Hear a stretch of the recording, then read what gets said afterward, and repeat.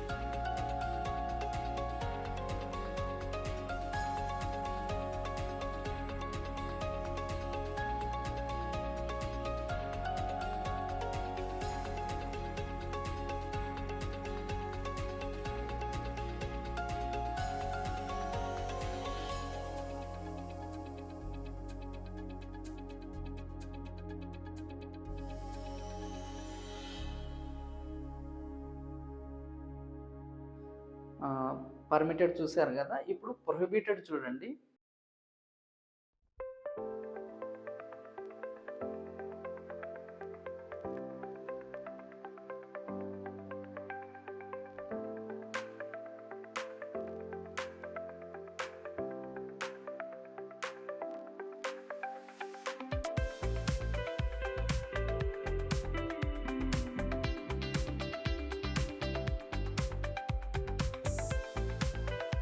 Permitted, prohibited చూశారు కదా. ఇప్పుడు R3, R జోన్ వచ్చేసి మనకి R1, R2 జోన్ దాటిన తర్వాత R3 జోన్ అనేది ఉంటుంది. ఇక్కడ కూడా పంటన ప్రాంతాల దగ్గరలో మనకి R3 జోన్ ఉంటుంది. R4 జోన్ ఏదైతే ఉందో మనకి గ్రామ కంటోన్మెంట్ దగ్గరలో మనకి R4 జోన్ అనేది ఉంటుంది. ఇక్కడ మల్టీపర్పస్గా యూజ్ చేస్తారు. ఈ గ్రామ కంటోన్మెంట్ గురించి నేను తర్వాత మీకు చెప్తాను. ఈ R4 జోన్ ఏదైతే ఉందో మనకి రూరల్ ఏరియాలో మాత్రమే ఉంటుంది. దాన్ని బట్టి మీకు R4 జోన్ అనేది గుర్తుంచుకొని మాస్టర్ ప్లాన్ ప్రకారం చూసుకొని ఇన్వెస్ట్మెంట్ అనేది చేయండి. ఇన్వెస్ట్మెంట్ చేసే ముందు 1కి 2 సార్లు నేను ఎందుకు చెప్తున్నానంటే మాస్టర్ ప్లాన్ ప్రకారం ఇన్వెస్ట్మెంట్ చేస్తేనే మంచి రిటర్న్స్ వచ్చే అవకాశం ఉంది. మీరు కూడా ఇన్వెస్ట్మెంట్ అనేది డోకా లేకుండా మనశ్శాంతిగా ఉండొచ్చు, మీకు కూడా ఫ్రీగా ఉంటుందన్నమాట. మీకు ఈ వీడియో కానీ నచ్చితే లైక్ చేసి, కామెంట్ చేసి, షేర్ చేయండి.